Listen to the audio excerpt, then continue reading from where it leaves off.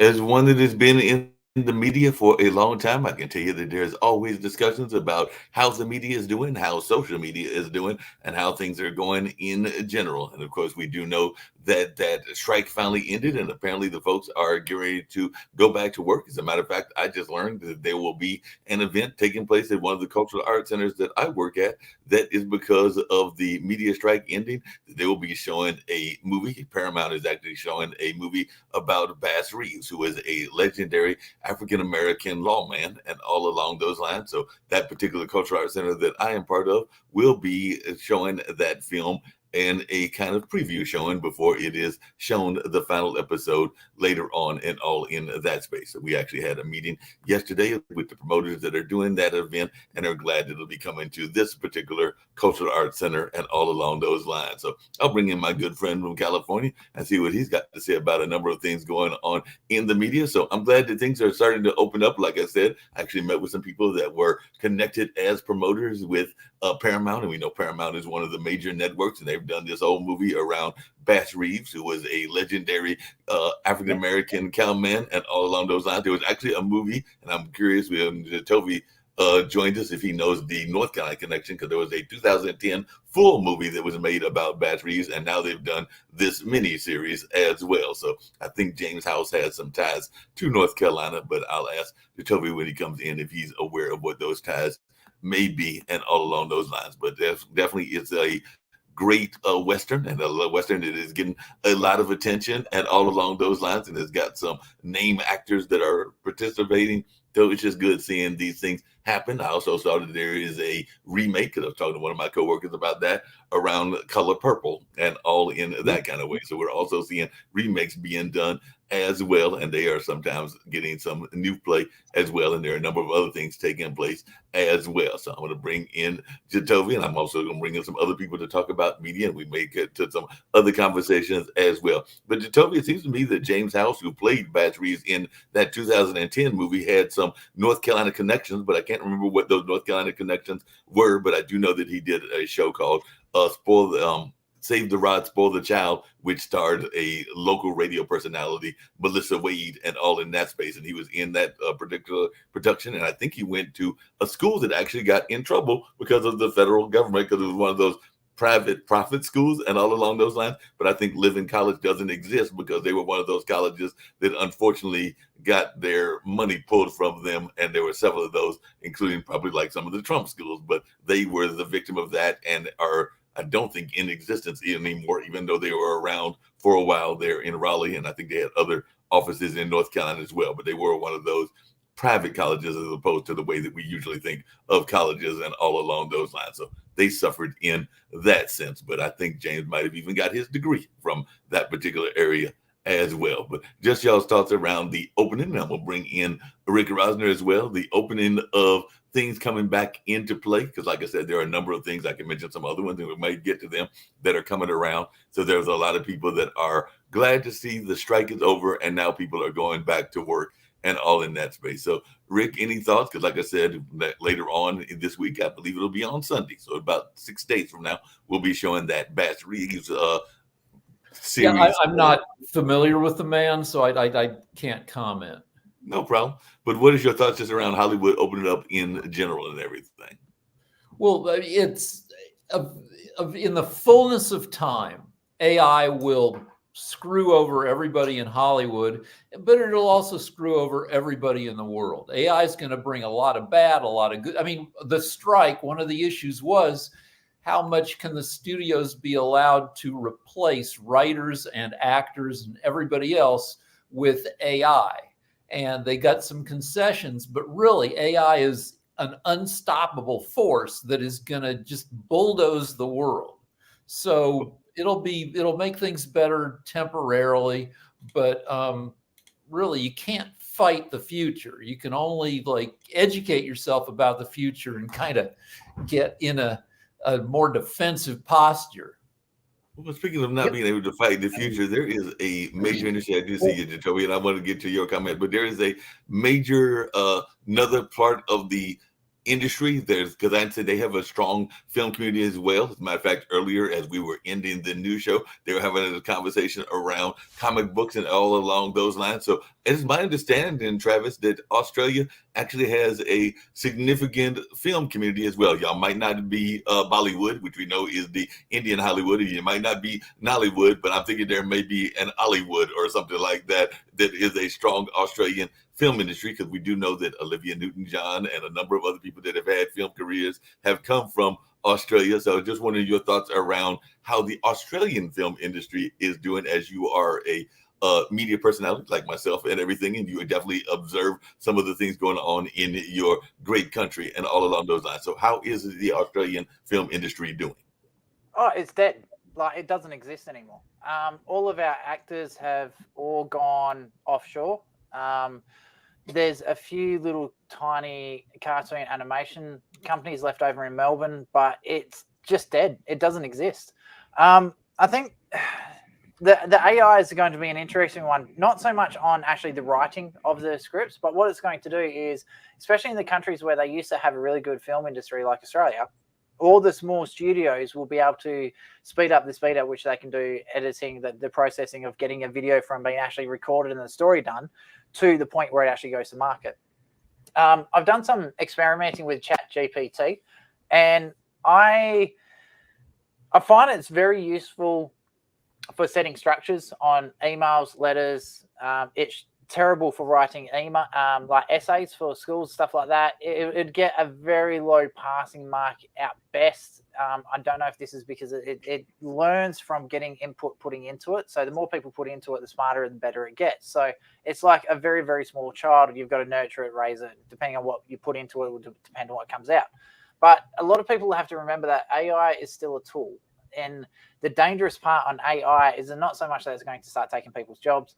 It's going to make a lot of people's jobs easier. Like, there will be, like, every changing, obviously we don't need typewriter technicians anymore. Like, everyone's gone to computers. But then that's opened up a whole new industry of people where they can build computers now, where people didn't really build typewriters. So I think, even though, yes, some people may lose their job, but as industry progresses, that's always going to happen. Like, we don't have a car industry anymore in Australia because it's actually cheaper just to chuck them on a boat and send them over to Australia. So our film industry side of things, I think a lot of smaller agencies are now actually going to start competing. And what actually killed the film industry in Australia was Netflix, because they weren't doing the big Hollywood blockbuster movies anymore. We weren't getting it wasn't a lot of the scenery side of things. So with Netflix, it became so much easier for them just to pump out series after series after movie after movie. It just, the money wasn't in it. So I think New Zealand has a bigger movie industry than what Australia actually has. So, well, I did not know that. Anything to tell you had a thought. I'm gonna bring in Sasha, because I know one of the companies that is oftentimes talked about on Modern Investment is a company that Sasha is big on. I think that I've even heard you being big on it as well, and I know that definitely Jim is big on it as well, and it's part of the AI conversation and the media conversation, because NVIDIA has been doing quite well and all along those lines. So, and I know that Sasha is very big on NVIDIA, but he can tell you why he's big on that particular company. I don't like to speak for the man. I like for him to speak for himself, but we do know we're talking about AI, and you've been bullish on NVIDIA, if I could use that term. Not a finance man, but I do know what bullish is. You've been bullish on NVIDIA for a while. So I'd love to hear your thoughts around NVIDIA and AI and all of that stuff. Sasha? Mark, you have to divide of what you think about NVIDIA and what its capacity and what it's actually going to do with your individual approach to NVIDIA and how well you can do with stock and or options on NVIDIA. There are two connected yet different things, okay? So with NVIDIA, I think that next year it will set a price of at least $600 a share, probably much higher. I'm being really conservative on that. However, on being quite volatile stock, in order to get from where it is now, say 460 last time I looked at it, and 600, it may go to 360 on its way to 600. It can walk from 460 where it's now down to 360, not in one move, but maybe in several down moves. This market will go down. If the sanctions against selling NVIDIA chips to China will stay and will not be possible to overcome. So I can see that scenario. So at the present, I don't have any shares of NVIDIA. I'm selling cash secured puts on NVIDIA. For example, I have one very good position which is closing though in May. So this is horribly long time to wait. But I sold for 60 puts on NVIDIA. Stock is now around 460, but I got paid $5,000, $50 per contract. It's $5,000 per each contract. So therefore, I think that the name of the game is to see green on your screen, and as long as that figure is green, I love NVIDIA, I love artificial intelligence stuff, I love everything about it. Wow. W, you had something you were going to add? Oh, I was just going to point out, yeah, AI is it's a double-edged sword. You have one way, which Travis is talking about perfectly, how it will help out the small person from creating websites, doing particular things, and being able to compete in a bigger market. But it also definitely will take away jobs due to the fact that, for example, Disney got caught using AI AI to create its characters in the background of WandaVision. And in the gaming industry, it's the guys who did Rick and Morty. They created a game. They used AI art in the background. So it will take jobs, but it also will help others compete. The tough part is whoever controls the AI is where the problems come to be. And that's where the education system has to come into play, and people have to look into having more coders, more programmers, because AI is, it's advancing very, very rapidly, and quantum computing is right on the heels of it.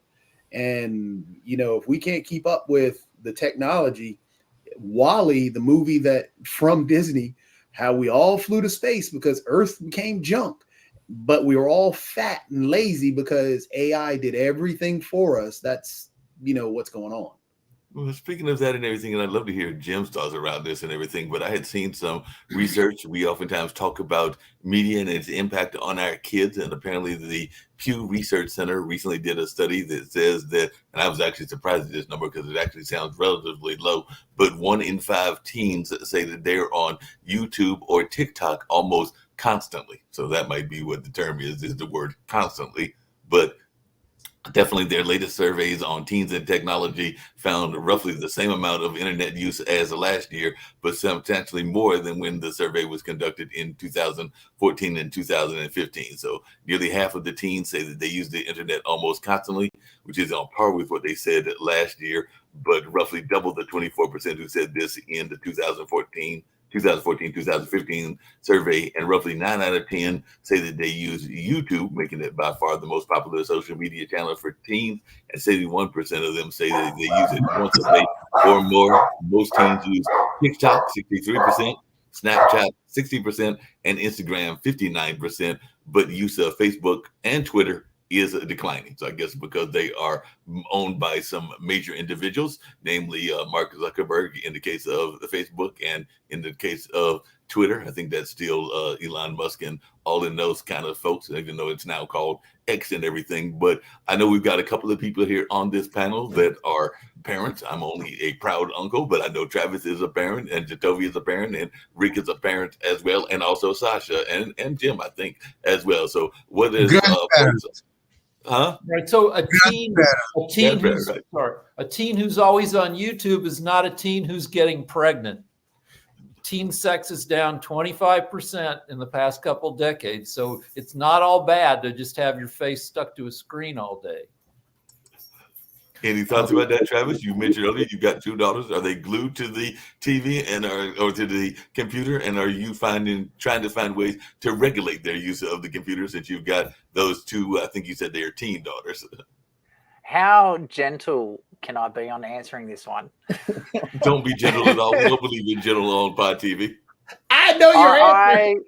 I look at teen pregnancy as a failure of the parent to educate the child properly on the, first of all, contraception, what's acceptable in society, and how to respect themselves. So if they had respect for themselves and their body, they would have used a condom or some sort of contraception. So I look at teen pregnancy as a failure of the parents. But it's down because people have more things to do than to hook up.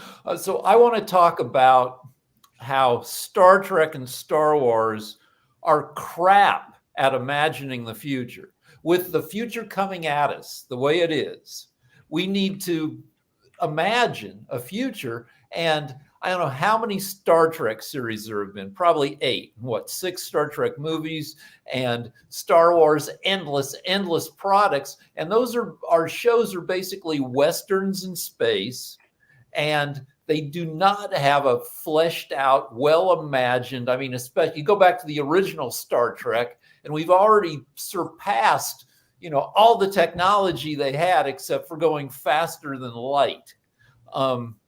And I would like to see a push for show, like we've reimagined the past with shows like Bridgerton.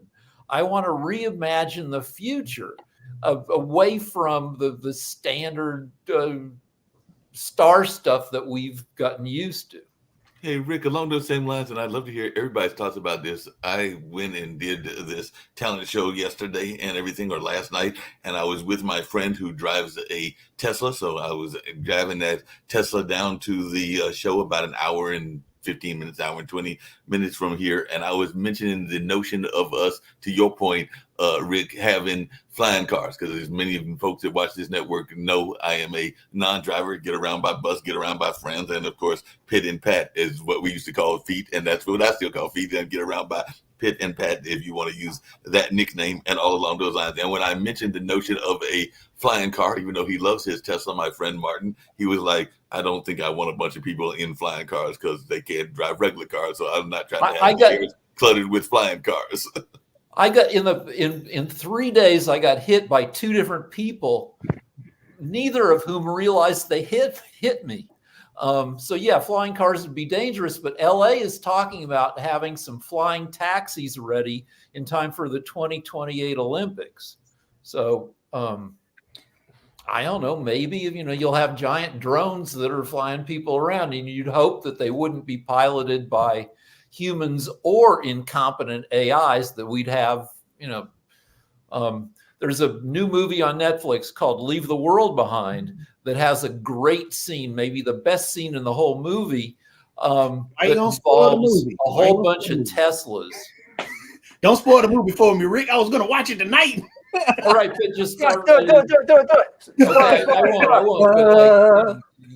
But I didn't spoil anything. Yeah, don't spoil the end in there and everything. Hey, Sasha and Jim, because I think both of y'all are in that. Well, you just said it, Sasha, and Jim, you may be in that grandparent category as well. So, and I know you're not, Rick, because you just got your daughter to get married, so she hasn't had a chance to give y'all kids as of yet. Doesn't mean it won't be coming later and everything. But I was just wondering, since we're talking about flying cars and science fiction and all along those lines, are the folks that are our folks that are of a different generation, are y'all going to jump in a flying car? I just want to know if Sasha's going to get in a flying car, if it is available, and if Jim's going to get in a flying car. So if they make the flying car available, will you be jumping in the car, Sasha?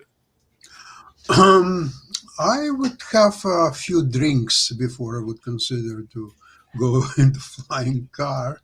And to tell the truth, I'd rather think about to construct a flying bus, because it would be economically much more viable than flying car, I guess. But, well, we'll see it pretty soon, in fact, in the next maybe 3 to 4 years. So others have a word to say. I just wanted to jump in and because the conversation is moving around a lot, but Yeah, you no know, problem. the AI talk that we're having, it's a very complex issue. And NVIDIA is one of those stocks that is, or companies that has prepared itself very well because it gives you a way to use it as well. It's just not just a chip manufacturer, you know, and so you know, they prime themselves at a perfect spot at the perfect time. And so both Sasha and I have been involved in that stock. Sasha has made much more money, I must say. But in any case, that's an example of what the future looks like in terms of chip manufacturing and AI software that supports it, and how it's going to affect our society. You know, no one has a crystal ball, but we can rest assured that the unskilled labor is going to be affected severely. And those that can create make themselves skilled in these areas, these specific areas, are going to be fine. But they're going to be the minority. They're not going to be the majority. So this society is not ready for what's coming down the pike. And we're going to have some adjustments to make as a society, as a globe, to that. And you know, the other things that are going around us in terms of AI and who's going to make them unemployed, who's going to become more employable, you know, those types of things will sort themselves as every technological change does. However, this one in particular is going to have a severe impact on those people that are already low income people. And I'd like to hear Shaq respond to that. Yeah, Yep. just I'll just say very quickly, Sasha, please tell me you've got protection. You know how I feel about that. Look, so I'm going to respond to two things. One, in relation to NVIDIA. So NVIDIA scares me because of how volatile it is. We all know that I do not like tech stocks, not because there's anything wrong with tech stocks. It's just not my field of expertise, notwithstanding the great wisdom from California that I got from Jim, and I made, was it 10 grand that I made on your stock pick within about 5 minutes. So thank you for that. But notwithstanding that, yeah, I get very nervous about stocks being so volatile. And look, we've already seen this stock double. So look what we saw with Netflix. You know, it went from 100 to 200, then 500, then back down to 250, and you know, that sort of thing. So normally I like volatility, but I think the techs are just, you know, they're it can be good trading if you get it right, but it can be a little bit dangerous otherwise. I do want to say in relation to us finding our jobs being displaced and the society not being ready, you know, I would make the argument that the society is never ready for the next big leap in technology. You know, the jobs are always lost, but they're replaced. I mean, I like to use the thing about the printing press, right? Although we lost a lot of jobs because of the printing press, do we want to go back to that? I think the idea of holding back technology is a bad idea. When it comes to AI, I would certainly make the comment that, look, I think AI has its uses. It's only as good as the data that it's observing, though. And I think that there always needs to be a human element. And, you know, you can find silly examples that Jatovi, I'm sure, can attest to where, you know, you're playing a computer game and the AI character is doing something bizarre. They just keep walking into a wall and you're like, what's wrong with you? Stop walking into that wall. So we see that. We also see when ChatGPT was used by a lawyer to produce a submission to the court, and it quoted these magnificent laws. It's just that when the judge read it and then started looking up these laws, they didn't exist. The ChatGPT was just basically, you know, formulating something that looked like what a document should look like. And I think we're going to see that certainly in the trades, in the services, there's going to be plenty of jobs. I think that it's a tool that will enhance us. If I could just use two examples of where I don't like AI being used too much. One is when I'm trading. I don't want to use total algorithmic trading. And I don't want an AI to create trading strategies without telling me why it's created it. I want it to be able to tell me what it's looked at and why it's come to the conclusions that it has. And I do think that AI should be doing that for us. We shouldn't let AI just let loose and start writing code all over the place without being able to explain in a different window, this is what I am attempting to do, and this is why. I think that would be very helpful for us. The second thing I'll just say is, if you take insurance actuaries, I'm not going to bore everybody here, but these people try to predict what, if it's life insurance, what the death rate is per part per population, stuff like that. Now, you earn about $250,000 a year first year out of university if you're an actuary. That's your start. Well, that's what it used to be. It's probably up now. That's what you earn. AI could probably do that job quite well, but it's going to miss certain nuances. It's going to miss certain things that the data might show, but that you as a person can go, yeah, but that's aberrant data.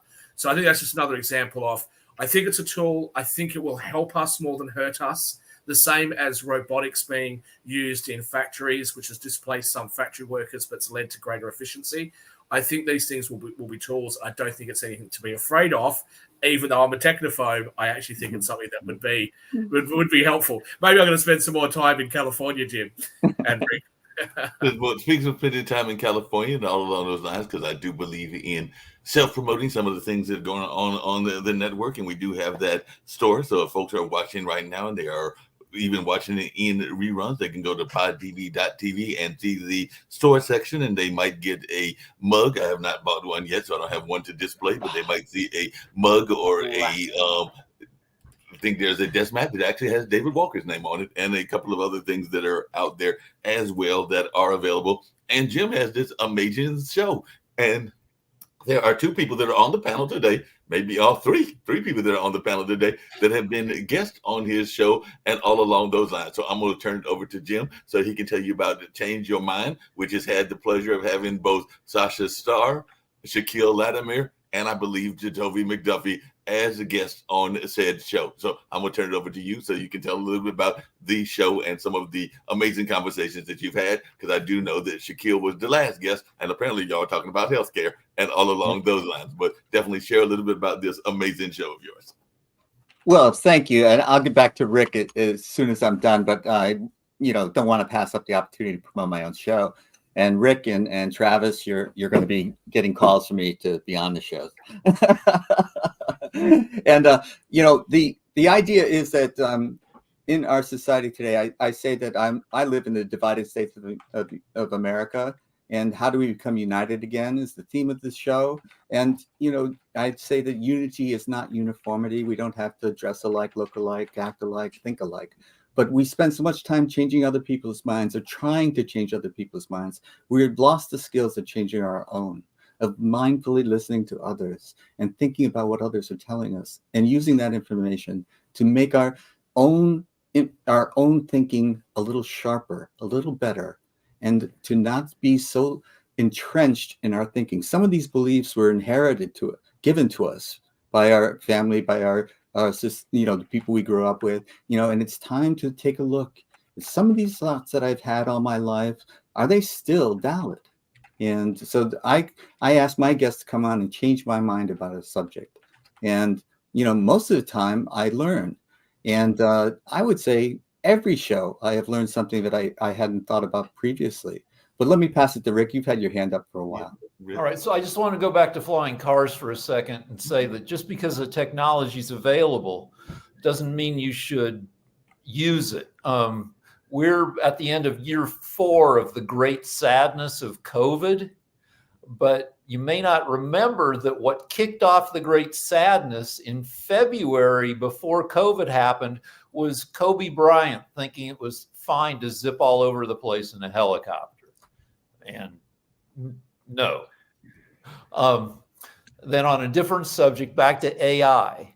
AI will create job losses, but it will also make it a lot cheaper to take care of the people without jobs. Food, the cost of food has been steady as a percentage of income, has been steadily declining for the past century. Cost of clothing, cost of housing will go down. When AI pervades medicine, it'll get a lot cheaper. And so what you're looking at is, kind of idiocracy, where there's like an underclass that lives well because AI has helped make, it's better to be, I'd rather be not rich now than not rich in the 1930s. And it's going to, in the future, being not rich will be even better. Hey, I hear what you're saying about AI. Can I ask you, Rick, when looking back though, and because we were so much more exploitative, would you rather be, do you think, rich now? You just thought about being poor, but the other side of that, would you think you'd rather be rich now or be rich back in the day when you had, a whole heap of plebs working for you and you had 5,000 acres and some big mansion? What versus what you get today? No, I'd rather be rich now because I can live, if I'm lucky, for 110 years. And back then, you get a nick on your leg and it gets infected and you're dead at 46. Hey, I got a quick media question for y'all. Then I'm gonna go to the AI as well. But there was, and I actually mentioned this on Rick's show, another show that airs on the network, Naked at Night, and he can tell you about that shortly. But I asked both him and Lance a very significant question, but I'd love to hear everybody on the panel. There is a candidate that is running. He is an anti-vax candidate. He is running for president, long shot candidate, and all along those lines, that being RFK Jr. He admitted that he was on the plane, the infamous Jeffrey Epstein plane that went down to the Jeffrey Epstein Island and all along those lines. So my question to everybody on the panel is, if you were a politician of any sort, are you going to admit going to the Epstein Island, which is known for being an island where a lot of underage people were being abused and all along those lines? So I was just wondering y'all's take on this. If you are a candidate and you're like an RFK type, are you going to just do as apparently he did last week, which is like, yeah, I was on the plane. I think he said 2 or 3 times, but he definitely admitted that he was on this infamous plane down to the infamous Jeffrey. I wouldn't admit it because I wouldn't have done it. Can you imagine if AI was a political strategist, right? And was trying to create what the next president of the US would be, and it was learning its material from Donald Trump and Joe Biden. Can you imagine the information that this AI would come up with as to who your perfect candidate would be? Good point. Garbage in, garbage out. That's the problem. Not everybody who rode those planes was was funny going when to. we see things like Netflix gives us a silly recommendation, or like Facebook. It sent me something. I've put a post a couple of years ago. It sent me a pea bag and white stockings, and I was like, "What did I say or look up that gave Facebook the impression that these were things that I wanted?" And then there was like adult diapers, and there was like all this stuff. And like, what? And the picture of it too on the Shaq, ad was this guy. You like the wrong thing. I know it, Shaq. I know it. I've got it for you. I know he's it. wearing it. He's on the balcony. That's all he's wearing. Like, he's really proud of this. So I'm thinking, there's nothing on Pornhub that I'm aware of that would give you this impression about me. But No. You were on CNN News, and it was an article about Biden. Yeah, probably. But this is something where, look, when AI fails like that, it's funny, but it can have more dramatic consequences in other places. And Certainly. Healthcare is one of them, where I think, look, healthcare, it can be a great tool. We just have to be careful that we don't rely on it too much, because it could give us incorrect information. Like, for example, we believed at one point that HIV and AIDS was only a gay disease, right? So we didn't have to worry about it if you were straight. It only affected gays.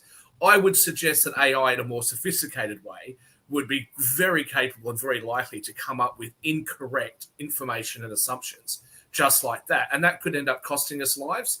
So I think that we've got to be very careful of that. The other place which Netflix did a documentary on the trials of Gabriel Fernandez, the poor young boy that was abused by his parents and ended up dying.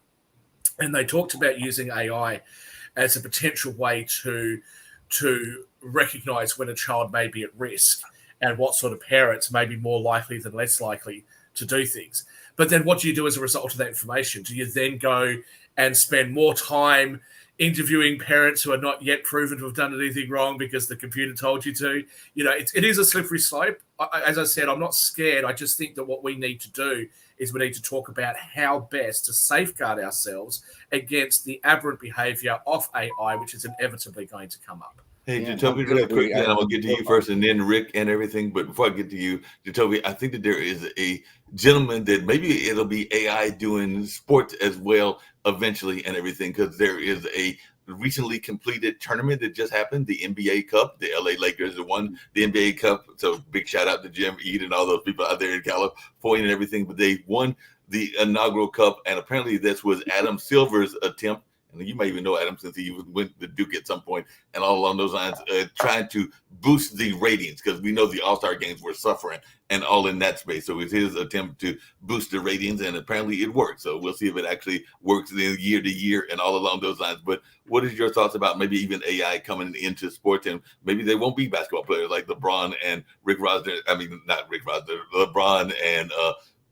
the gentleman from Serbia and a number of other players that'll be playing, and all along those lines, we'll just be having AI characters play. So your thoughts, Toby, just in general.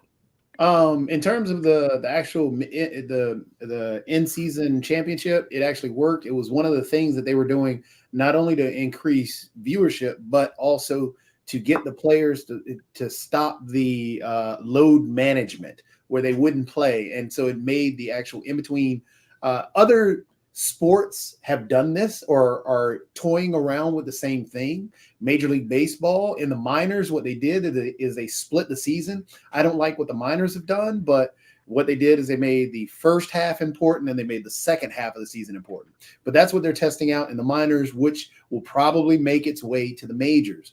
And also it's the same thing with the extra innings things. So all sports are trying to do different things. But in terms of AI has already been in sports. I mean, that's where when you're getting to the analytics and all the other stuff and doing the data and crunching, and that's where all that comes in. Sports betting, AI is coming. Robotics is what you're talking about with actually having robotic characters, which they've created a robot that can shoot free throws and shoot threes. It just can't move around as well as a human being yet, but that technology again is still being built. Have them call balls and strikes. That's all I ask. Yeah.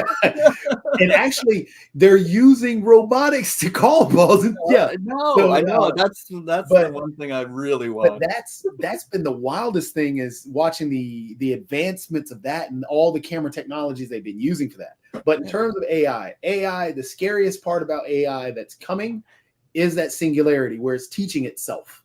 And that is on the way, and we cannot avoid that because the way that AI, and it is true, the data that goes in is the data that's going to come out. And we've already seen tests. And the big thing that hit the news that everybody started waking up to AI was when the individual with Bing, when they were creating their AI, and that AI decided to actually try and get this individual to divorce his wife in the whole discussion. But even more so, Microsoft got in trouble just recently for utilizing AI to perform posting their news articles and actually writing some news articles. And they butchered some of the names and the actual articles of what was said. So AI, it's still a distance away, but that distance isn't like 10 years. That distance is like 2, maybe even a year because of the way. And that's when Microsoft had when the head of ChatGPT left and they hired him back because of the whole situation there. He was scared of what people are scared of what they're seeing. These programmers are scared because they know it is a double-edged sword, and whoever controls the programming is going to control it. Because right now AI can detect tumors better than, or cancerous tumors better than the actual doctors. But as Shaq points out, hey, it can be wrong and it will cause harm, but that goes back to the programmer. And if that programmer decides, okay, I want to kill off a bunch of people. But Toby, it's not just the original programmer, because then the AI starts to program itself. It can actually change its original thing. And that's where I think there's a big problem. Rick, I'll go to you, but then I've got something I'd like to ask everyone. Yeah, that's theory. Rick first. AI has done, not AI, analytics have done a great thing in football. Nobody used to go for it on 4th down. And somebody finally did the math, and now people are going for it on 4th and 2. Yeah. Now, sports is going to hit a crossroads as to how much modification is acceptable in athletes. The first CRISPR medicine came out to treat sickle cell. CRISPR gets into your cells and re-engineers your actual genes so you don't make sickle cell blood anymore. And there are going to be all sorts of sports tweaks you're going to be able to make with CRISPR. If you want your kid to get to be 7'4", you'll be able to do that. And also like circuitry, like relays in your brain and in your joints, so that like the super spasm your muscles so that people can kick 80-yard field goals. How much of that are we going to put up with? Well, right now we're there's holding also back progress at the moment on this, right? The first person was a Chinese man, a Chinese doctor, a scientist who gene edited these twins. But what he gene edited them to be was immune to HIV because their parent had HIV, and he was jailed for it. So, I mean, look, I know that we're going to go into a very, very difficult, ethical issue here. What do we do? What do we not do? And I know the correlation's not exactly the same here. We talked about genetic modification of foods. I don't have a big problem with it if it is a modification that could naturally occur. I do have a problem with it where they take the gene code out of trout and put it into tomatoes, because that way the tomatoes will last longer in cold temperatures. That doesn't make sense to me. But taking something from a grape and mixing it with a tomato or something, I can kind of get that. I do want to just ask everyone though. Somebody sent me an article the other day, and it basically was about AI generated OnlyFans models, and one of them's earning $10,000 a month. Now, look, I don't want to say that all tech people are geeks, but the picture I've got in my mind is some 19-year-old pimply kid sitting there at home, having some fun, creating this AI girl, earning 10 grand a month from it. So 2 questions. 1, how does everyone feel about that? And 2, we're a smart bunch of people. We've all got some experience in this field.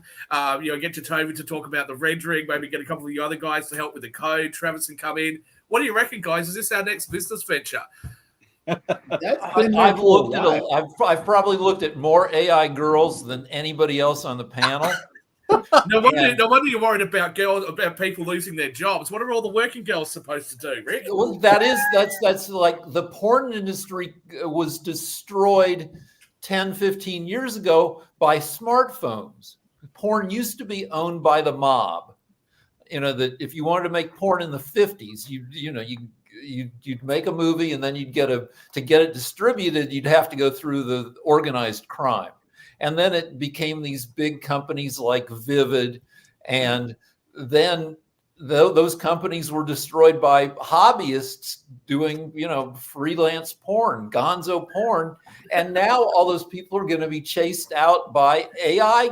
I thought it was fun to see the early AI porn, because AI didn't understand how many fingers people have, how underwear works, whether the penis belongs to the man or the woman. You'd see. Did you assume my gender? It's slowly figuring it out. Can I just point out to you that obviously the 19-year-old pimply tech guy writing the code doesn't know how female underwear works. The elastic, I think it's good as the programmer. That the elastic has to go all the way around you to stay on you, but AI didn't know that. AI would just put little scraps of underwear on people that wouldn't stay on. By the time I was 21, I did, Shaq. You knew at 21, Jim. You knew at 21.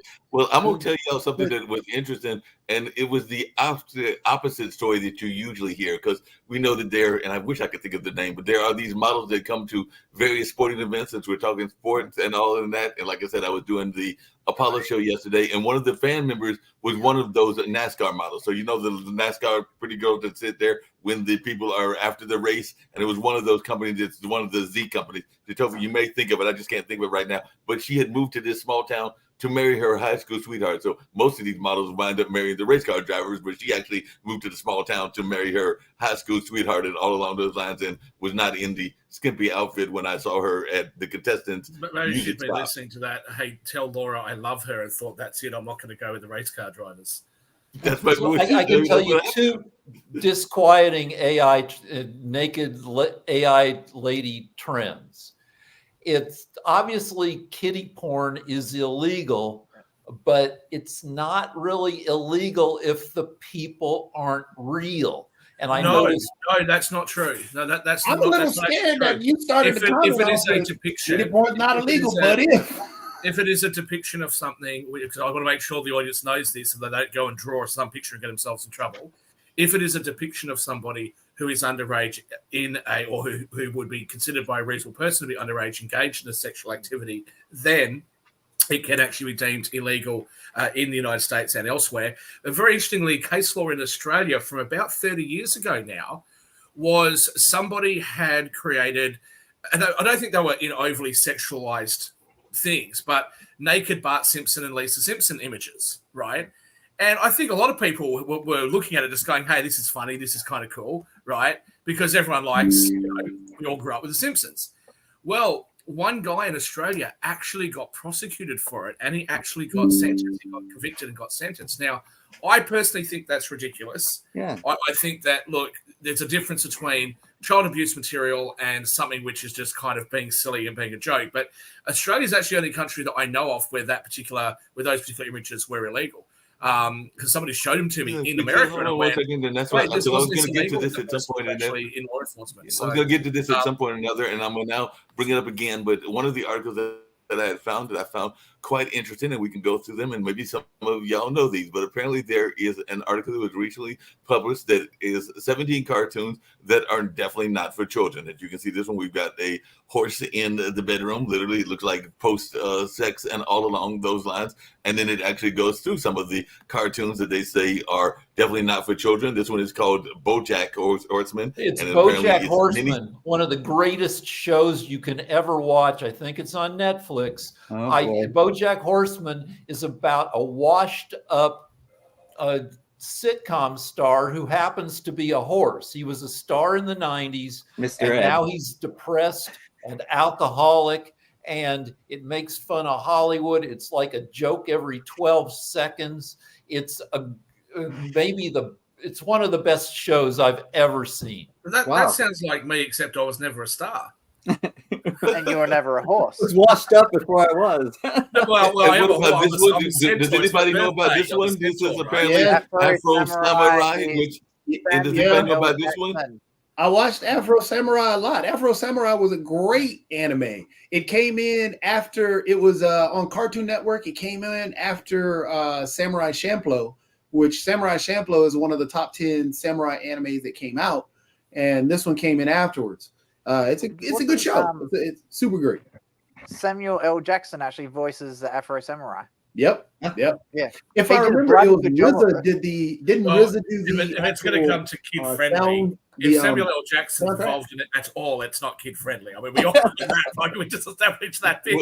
Oh, the Well, Avengers. hey, No, maybe not. Hey, this is actually one of my, and ironically, some people on the panel may find this interesting, but I actually used to enjoy this particular show, and it's been out there for a while because it tears off all kinds of stereotypes that definitely crack some jokes on everything from some jokes that might come off as sexist, some jokes that may come off as racist, some jokes that may come off as even classist and everything. Oh, but it's been a minute since I've watched it, but I actually did enjoy watching Family Guy on occasion and everything. The amount of incest McFarlane in the Family created it. Guy, yeah, the amount of incest that is in Family Guy is nasty.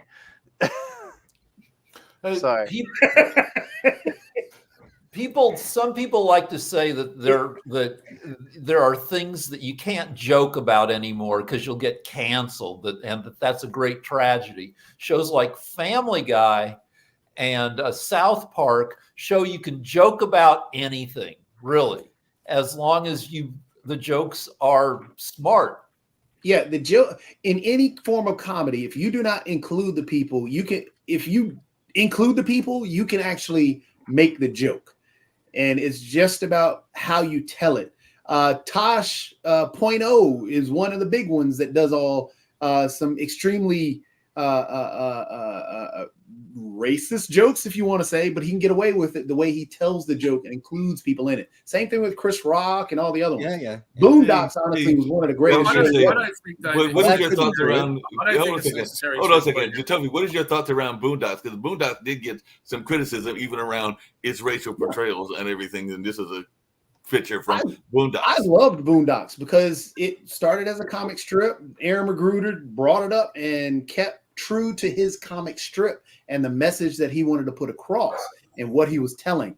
I mean, he was a kind of throwback to some of the older comedians and how they told jokes and portrayed different segments of society.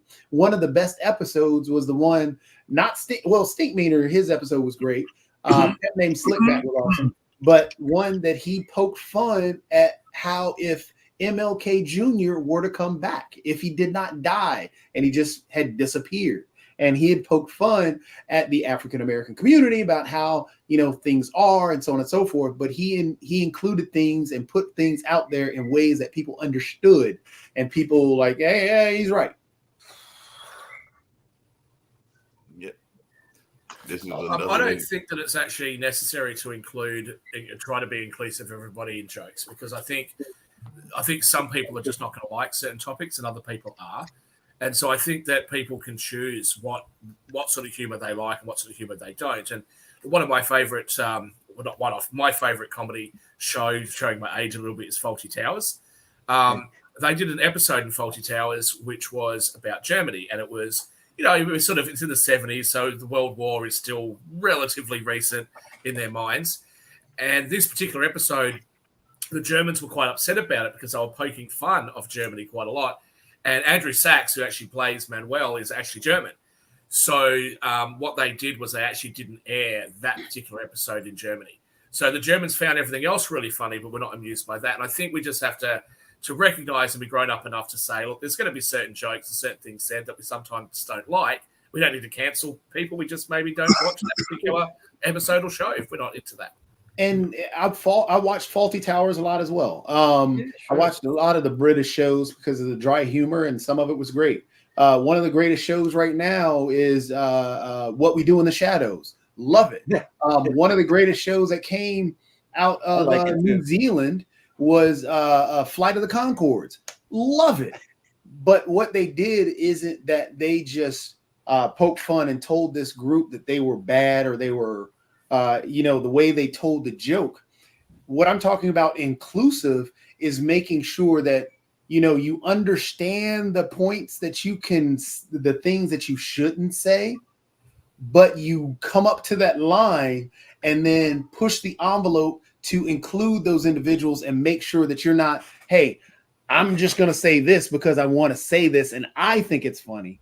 It's a matter of reaching across that Norman Lear just died what recently. What I'm saying to you, Toby, is you may not like that sort of humor. Somebody else might, and there should be an outlet for them as well to do that. So, for example, what's a new show? Is it a Modern Family or whatever it is?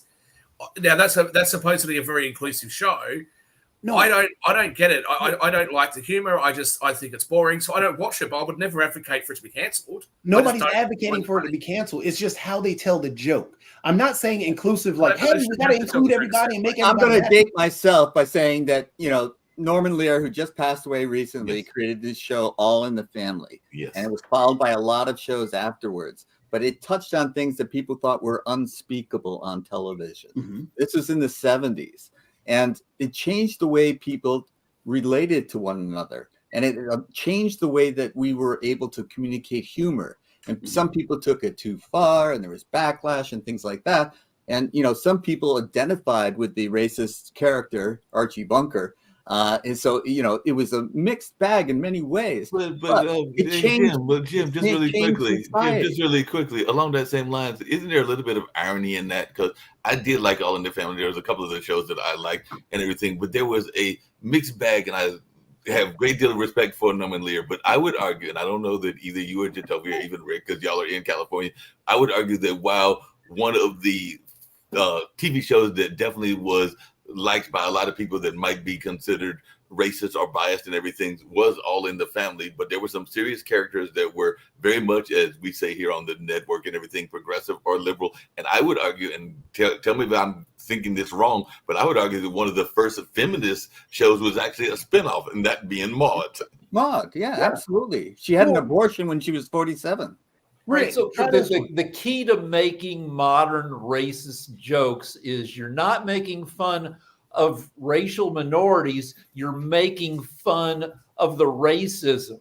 When like Anthony Jeselnik tells a terrible joke, he's not ridiculing the people he's joking about. He's saying that I myself, in making this joke, am a piece of shit for saying it. Yeah, right. And one of the movies that was way above its time that did that, and I think we can all agree was one of the funniest movies ever, was Blazing Saddles. Yes. Blazing Saddles was way ahead of its time on that. The white man. And what it did was it mocked those. I mean, the whole scene with, Gene Wilder honestly is one of the most underappreciated comedians and actors that ever lived. I agree. And having to toe the lines that he did with not only Richard Pryor, but everything that he did, because Stir Crazy was just about as racist as Blazing Saddles. But the way that he told that line, he told the jokes, and didn't really try to be, just as Rick pointed out, didn't want to be that person condemning people, but he was actually making a joke about himself, and it was mockery upon himself, and that's how you include people. But I got a question. Hold on a second. I got a question for both you, Shaquille, and Travis, because one of the things that I've learned a lot from talking to you two gentlemen, Shaquille now for a while through the network, and Travis as a new friend and everything. And yes, I do consider you a friend as well, Shaquille. But one of the things that y'all have both pointed out to me is that apparently in Australia, y'all really like to do self-mockery, for lack of a better term, and everything. I think you told me that one time and everything, Travis. So you can explain this to me, because apparently this is part of y'all's culture and everything. Well, that's because we try not to take things too seriously, and Americans get quite, taken aback when they first get to Australia, because we're going to make fun of you. Like, it's just, we can't. It's a form of, it's a compliment. Like, if we haven't called you an F-tard or something like that, then you're missing out, because that's normally how we give you a compliment. Right, or we use the C word, how you going, you, and that's a compliment in most Australian vernacular. Now, Americans, when they come to Australia, they're like, well, what the hell is going on in this country, right? But it's just a difference of how we do things. I think to Rick's point before, I think when things are a bit one-sided, that's when an audience gets turned off. So yes, comedy is great when you're actually making fun of the racist for being a racist, instead of actually making fun of the race. But we're not seeing an awful lot of comedy about people that are acting crazy on the left, right? Because there's some really funny material there. And I think we need to have that. So with Australians, we're going to make fun of everybody. There's a vegan which one? advocate, whatever you want to call her, calls herself Vegan Booty, covers herself in her own period blood, walks through the Versace store or the Chanel store or whatever it was in Perth City. Yeah, we're going to rip the shit out of this girl, right? Because it's crazy. You're an idiot. You're not drawing any positive attention to your cause, and we're going to make fun of her. But you kind of have to have that rough and tumble in Australia. And I think that's why when I'm in America and you guys try to persuade me that America is a very racist country, I'm a little bit more immune to it, because I don't really care too much about a lot of things that other people would be sensitive to. So the South Park guys are pretty conservative, and they make very effective fun of just everything. But and their movie Team America makes fun of liberal do-gooders. Yeah. They took down Scientology to the point where they lost a cast member who was a Scientologist, said he could no longer be part of the show. I know the chocolate salty balls guy, right? Yeah. He was the one that Canada. Yeah, but you know what, Rick? There is the South Park. There is, but what I'm saying is, I don't think that there is enough. I mean, the majority of the comedy that we get out is falling over itself with political correctness. And I think that there's a big audience there that just can't bother with the political correctness. I just want to hear some outrageous joke. Right? Just what I told you the other day about Jewish people sinking the Titanic, right? You laughed at it. It was a Jewish person that told me the joke. But would I walk into a synagogue and say that? Well, probably not. But just the right place, right audience. Just to point out, what I'm talking about, again, you guys did exactly the inclusive thing that I'm talking about. Just in your description, when you said F-tard and C-word, you didn't actually use the word because you knew it might offend somebody. Therefore, wait. I didn't use the word because we're broadcast. Let me finish. You're trying to dispute what you actually did, but you did it because you knew to keep the conversation going and to keep the discussion going. we would have gotten hung up on that. That is about you being inclusive and actually working together in a conversation and not trying because to we're get those broadcasting. big words and those buzzwords. You Well, did. if we were You off, just if we were naturally off did there, it. I would have used But the in words. terms Let me of, give you an in terms example. of, I was just going to finish this real quick, Jim. But in terms of what you're looking for, in terms of not being made fun on the left or this and that, you're looking for something specific. And I don't know if you are ever going to find it, because you have tons of shows, as from South Park, 30 Rock, 30 something. Every show makes fun of every particular person. Heck, the Blackish made fun of not only black people, but also white people, but also black liberals and black conservatives. But it sounds like you're looking for something particular to say, hey, this is a liberal. You're not going to find that. Because that's confirmation bias, Shaq. But I wanted to give an example. Right now in my life, I'm a New York Knicks fan. I grew up in New Haven, Connecticut. And I'm on a private chat with a total of 10 people. I'm the only Caucasian. And man, the way these guys talk to each other, and I got shocked by some of the things they said to me. And they just told me, you're a grown ass man, just take it. And, I have really come around to their way of thinking is the language they're using is not the language I would use, nor when it's directed at me, do I feel like I can accept it. But I've learned to, and now I give it back, and this is part of know your audience, know who you're talking to, and I fit in now. I'm one of them. And so they can say really harsh things to me. And, but they may not consider it to be harsh, Jim. Like I remember when some of my American friends came to Australia, and I brought them to a restaurant. It doesn't matter. It's inside the Opera House called Bennelong. So it's overlooking Sydney Harbour, a beautiful rrestaurant. We went out for drinks beforehand, and a couple of my friends had said, "Oh, you brought some Seppos." And my guy, the American said, "I went, what the hell's a Seppo?" And I said, a septic tank, which rhymes with yank, right? That's like yank. And they're looking at me absolutely horrified that that's how we refer to Americans. But it's a form of it's affectionate, see. So we don't consider that to be offensive, whereas my American friends were like, you refer to us as like receptacles of sewage? Like, what's wrong with you guys? That's the point, I think. That way. And so that's it. But, not everybody is brought up the same way, uses the same language. Absolutely. But the more we talk to one another, the more we understand one another. Absolutely. And so I think when I talked about humor before, Jatovi, you mentioned like a specific thing about liberals. It's not so much that. Remember, I'm not actually American, although I do spend a lot of time there. So the political divides in America don't really translate as well overseas. So therefore, when some things are being made fun of in a comedy show in America, it's like, whatever, I'm going to go watch the British show or something like that. Like Little Britain, I thought was absolutely hilarious. There was a couple of gay guys making fun of gay guys as well as making fun of conservatives. So I think you just have to find your knack. But I don't think that we should say comedians have to tell their jokes in this particular way. Right, because doing it in that particular way might suit an audience in America, but it may not suit an audience somewhere else. Just like jokes in Australia, what we find absolutely hilarious are probably going to be quite bothersome to a lot of Americans. But again, hold on a second. Exactly. Let me just say one thing, Mark. Though Jim said it exactly. It's know your audience, and that's everything. If you're a comedian and you're in a sitcom, you can't know your audience.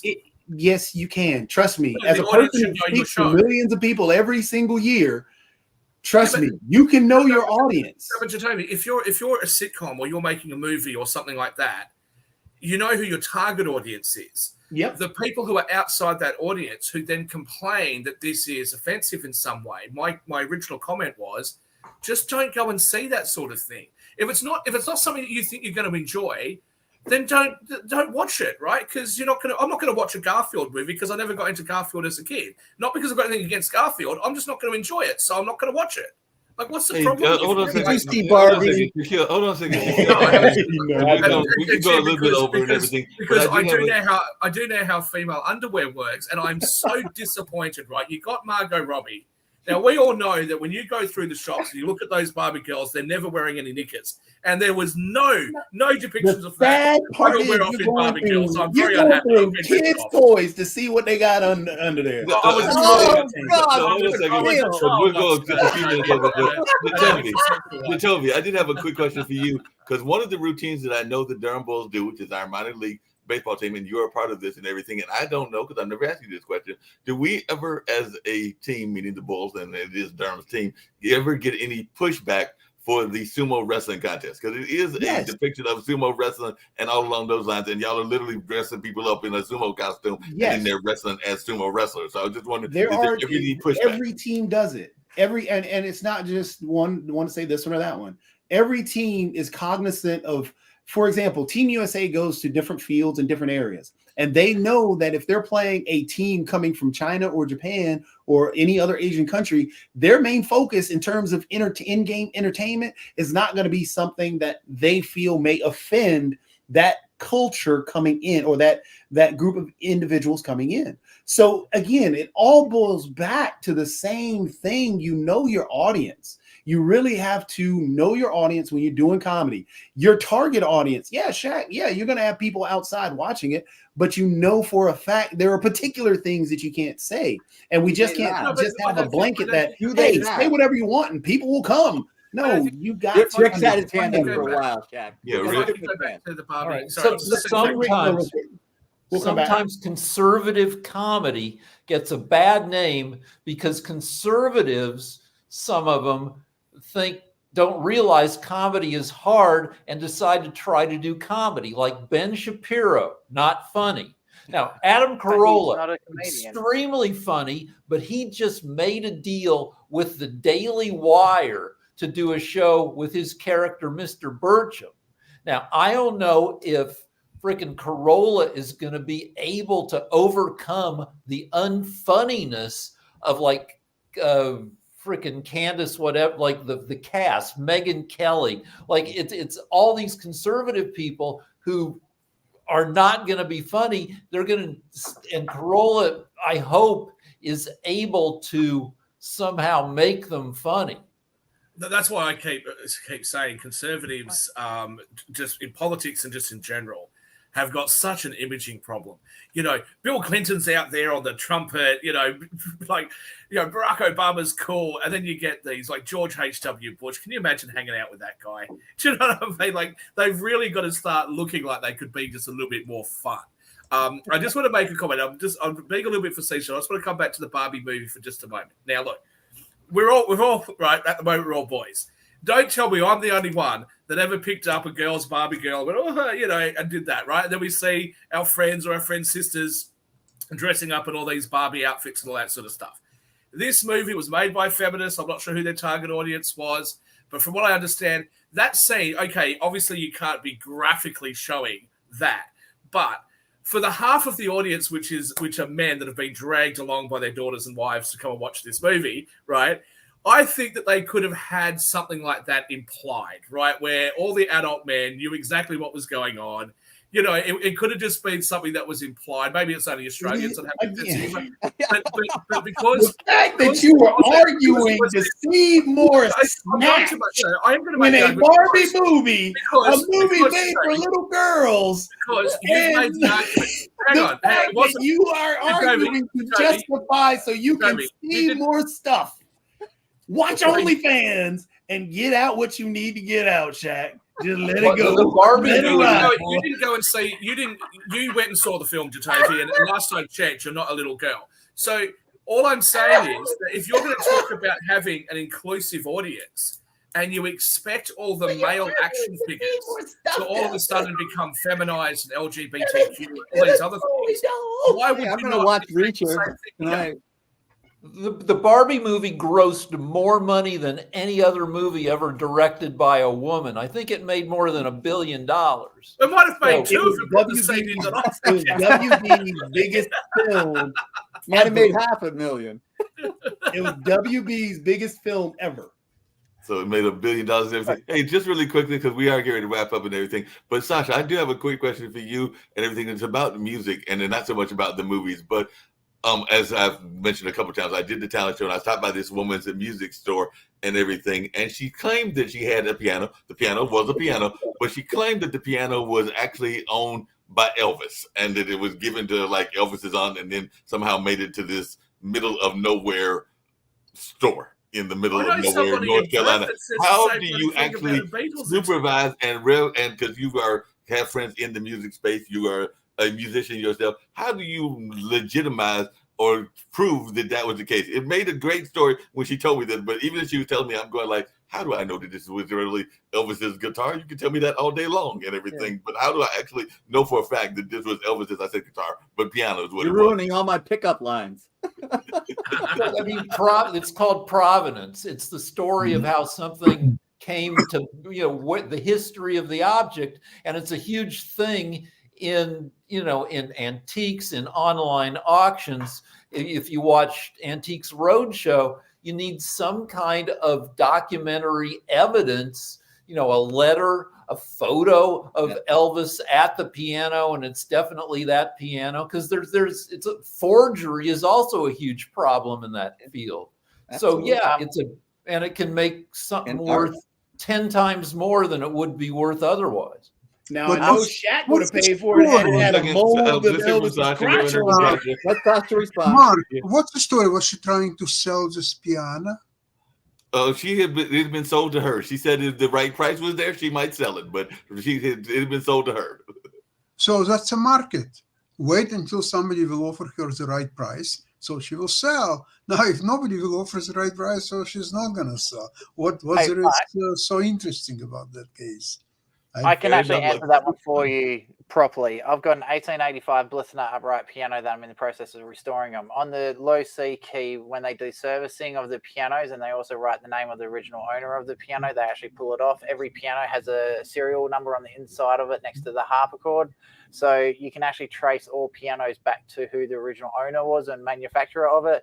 If it was Elvis Presley's, like if you get the cheap nasty Yamahas, obviously they don't do it for it, but things like Blissner or your massive grand pianos, things like that, you can track the history of every single piano, who their owners were, where they got them from. So with pianos, it's very easy to find out who owned the piano. Guitars are a little bit different. You got to do things like photos at concerts and for example, Jimi Hendrix once, he actually played the guitar upside down. So there's indications on the damage on the neck of the guitar where the things like that happen. So just other things I want to quickly jump onto. A lot of American comedians just aren't funny. A lot of Australians will just put up with them because they need something to listen to.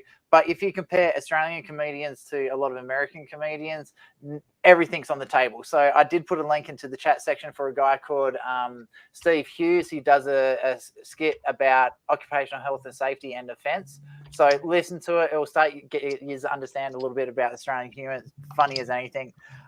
Most Australians find, especially Americans who go, oh, I'm offended by that. We think you're soft and you would never survive in Australia, because if you show one sign of weakness, we will destroy you. We will cut you to the bone. We don't care. Fluffy, the Mexican comedian, was talking about his trip to Australia where he started getting attacked, and he started crying, getting all upset, and goes, look, you cut him and gravy comes out, because, implying that he's fat. But anyway, also cuss words, the whole reason, just going back before, it wasn't because of knowing your audience. We got asked not to swear to be on this show. I actually got a message saying, hey, keep you swearing down to a minimum. So we're doing it out of respect for the host of the show. We're not swearing, not for the viewers. Well. Because that's your audience. That's literally what you're doing. I don't know why you want to keep arguing this about it. We're broadcasting. That's why neither Travis or I are swearing very much. Because the audience... trust me, I'm biting my tongue. We're telling you broadcasting. You're telling us it's for something else. Point. You know in your audience, if you're told by a group, hey, our audience doesn't want you to swear, so don't swear. We're telling you, and then you go and listen why are you arguing with us? We're telling you. Calm down. We're telling you. You're almost out of time, Jack. It's because we're broadcasting. Audience. It's the same thing. If I have to go speak in front of a scholastic I was going to use an example of why his interpretation. Let me finish this. We can talk all you want to. Why? Jack, it's You're telling us what we're doing. Chubby bear, don't worry. Did I need to get a Barbie doll to show you it's snatch and you'll be happy again? So now, just to point out, Travis, I get what you're saying about them asking you not to swear, but them asking you not to swear is to say, hey, our audience is not wanting you to do this, or it's Yeah, 'cause it's not my it's the audience, same it's thing your that audience. that when I have to go to public events and speak, and I'm told that I can say this or that. It's because the audience I'm getting information about the audience that's there. So it's always still about knowing your audience and the rules that you have to abide by. It's not really anything different that, oh, well, it's not about, no, it literally is. If that's a rule, that's literally your audience that you're going to. Yeah, Like, when this we was broadcast literally- Again, on I air, don't know why you're it's trying a to argue this. free-for-all. I'm the one that told him not to swear too much on the network. Yeah. And the reason I told him that was because we're broadcasting. That's why. So again, about our still audience, if we proving were my point. offline, Your if we were audience, offline- we're This is broadcasting somebody to an who audience. insisted that I Hold on a finish. second. Let Hold on a him second. finish, We- right? we- we- hold on a This is second. somebody who let No, hold on a this guy second. let him finish. No, go ahead. If we were offline, if the 6 of us or 7 of us weren't on air, I would have used those words, and so would Travis. It's not about Yeah. using our. I It's swear not more about than Audience you. knowing isn't us. It's not about knowing our audience. It's about It what is. Your audience is who we're broadcasting to. All right, We're Jacoby. All right, broadcasting you're to. an expert on my I motivation. am actually on Okay, this. okay, all right. Hold on a that's second. Hold on a fine. second. I'm Hold on, still on a regular because we're getting to wrap up Jacoby, very shortly. But I Jacoby, did you're have. fine. All right, hold on a second. Hey, I it's did have one okay, question Chad. that You actually can do surprised this me, one. and You I just can had win a everything question else. for You can do Jacoby. this Hold one. on, This is my Jacoby. expertise, No, not yours. yeah, got Your you. expertise on why I did something. This is Your my expertise on why not yours. motivation. Not me. I'm not an Well, expert no. on why Now we're reasons back to your to say something. snatch talk. You're an expert Here, let me on go why get a reasons dog. to That'll say make you something. happy. Hold on, again. both Brilliant. Jacoby Brilliant. and Shaquille. That's what you Let me say. show you a Jacoby and dog. Let me Shaquille. show the Hold on a dog. second. Let me show the dog. Because That'll make before you I happy. before I Talk wrap about the being a show up, legend in your own hold on a bloody second. lunchbox, Before I wrap mate. the show, I was actually surprised, and I mentioned it on the news and everything. And I don't know if you were at the parade. I know my brother was at the parade. He was not too happy because he gave them a script, and there are 2 slingshot groups, and apparently they read the script for the other slingshot group, which is basically his mortal enemies, because they kind of like sprung off from his group for his group. But that wasn't my point. My point is that there was a Republican candidate, and we know that Durham is a heavily progressive, heavily Durham area. And I don't know if you were at the parade or not, Jacoby. I think you were. But were you surprised if you were watching it on TV, that Mark Robinson was in the Durham parade? Because I was actually surprised, because this is a very conservative Republican candidate, and he literally had his car in the parade and everything. So I don't know if you were there in Durham, and if you were you surprised that he was there as well? No, because he's paying money to go there. He's going to try and pay money to go to wherever he wants to campaign and say who he is. That's being a politician. That's what you have to do. I mean, he's definitely a super conservative individual, but he's trying to rebrand his name and trying to, hey, this is what I do. I mean, that's just normal politics. So it wasn't too. I gotta go. My butt has gone numb. Okay. What You've been watching What OnlyFans too you much. jealous before you have that anymore? So apparently on the media show today, we've had discussions about panties and Rick's butt going numb, and the fact that Sasha is not going to fly. Knickers, not panties. We don't know what you Americans have. Knickers. Knickers, and also Sasha apparently not going to fly in a flying car, but he will get in the flying bus. So we've had a very interesting discussion here on media, and a fun one. I've thoroughly enjoyed it, and like somebody said, we did go all over the place, but we'll be back with Nick in control and all along those lines. But I enjoyed the conversation. I hope y'all did as well. And we do have we have Ukraine, Russia, and China tomorrow at 11 o'clock, and y'all will be discussing that. And then on Wednesday, we have Modern Investment, which also features Sasha Starr as well. So definitely those are 2 shows that he'll be at. And I'm sure that Travis and hopefully Jacoby and Shaquille will be with me on the media show on the rest of the week, because I'll be sending the invitations, and we'll hopefully see them there as well. I'm not sure, just for advanced knowledge, I'm not sure about that, because remember, I'm flying to Perth on Wednesday, and I'm going to be partying up for my birthday all week. So I'm not sure what my availability is going to be like. But if it is, I'm sure it'll be Travis and I well inebriated somehow. There's no problem with that. Like I said, Hey, Shaq.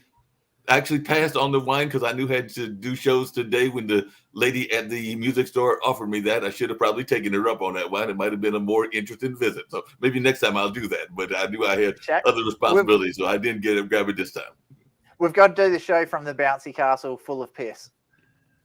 Well, no, because the time difference won't allow us to. Oh, right, I'm we're just going saying carpool. bouncy castle until it's on. Give it a And go. on that note, we're going to get on out here. Jacoby's off to carpool to deal with his kids, because he got to go pick them up. And who knows? I don't know if y'all do carpool in Australia or not, but maybe y'all do, and maybe you got to do carpool later as well, You Travis. have to, so We're there's going to just get too on out many here. people. So, all right, I'm out. See you. Sounds good. Catch y'all later.